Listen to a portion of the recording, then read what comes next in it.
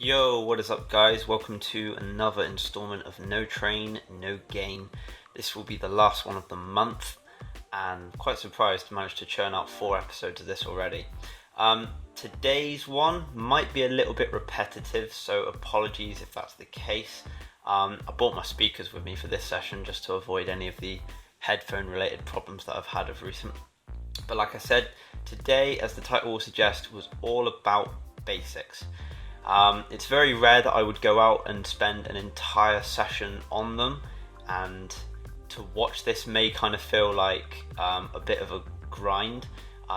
This is one random uppers clip that's in there, but basics is important.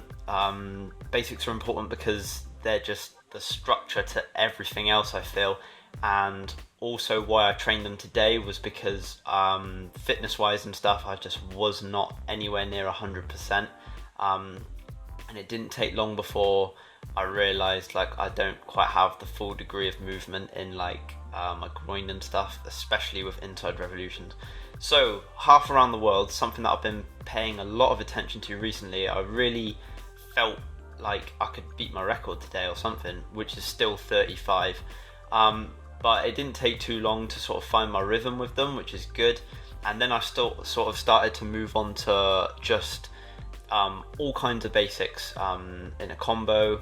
I don't really know what my record is for a basics combo actually. I reckon I've probably gone over 50 a few times, but I'll need to properly count one.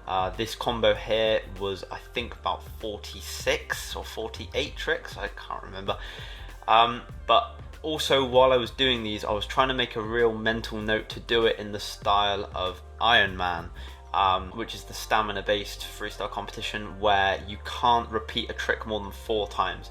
And to add that little extra parameter into it made me really mindful of the tricks that I was doing in my combos, and I think it really helped. As I've sort of going through all these clips as well, it's only just hitting me now really how much my weak foot has come along. If I was trying like some of these long combos a year ago, God, there would have been barely any weak foot in there. So I'm really grateful of this. This was my best Hop the World attempt of the day. Hop the Worlds have always been a strong point for me. I've always, even if it's just through sheer will, have been able just to whip a long leg around the ball and just keep combos going, even though they don't look particularly great, but they're looking a lot better here. That was 48 Hop the Worlds and my best is still 60.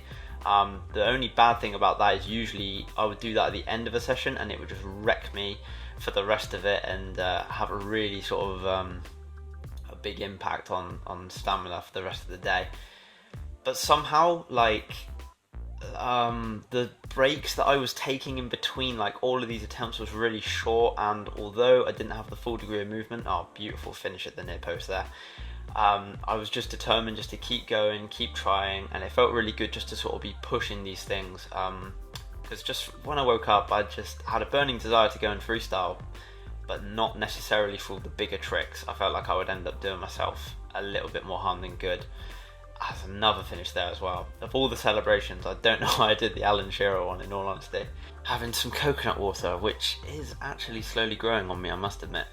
I then decided to mix things up a bit by trying as many outside abas around the world as possible. I think this was 9, and for the sake of simplicity, I will now say that that is my record. They look really awful there as well, I must admit. And I'm really just kind of chuffed with myself that I was a little bit more disciplined than usual with this kind of training, where I didn't get too carried away with trying other stuff. I've just spotted there actually there was an around the world in this half around the world attempts, which is a shame because I think it was the most I'd done in the day. But I'm really happy that like it was just short breaks and then straight back into it, finding the energy to try hops and halves, and that was just stupid. Of all the things not to try at the end of a session, don't go trying Jamie trick, blind heel nonsense. You'll end up doing yourself some serious damage.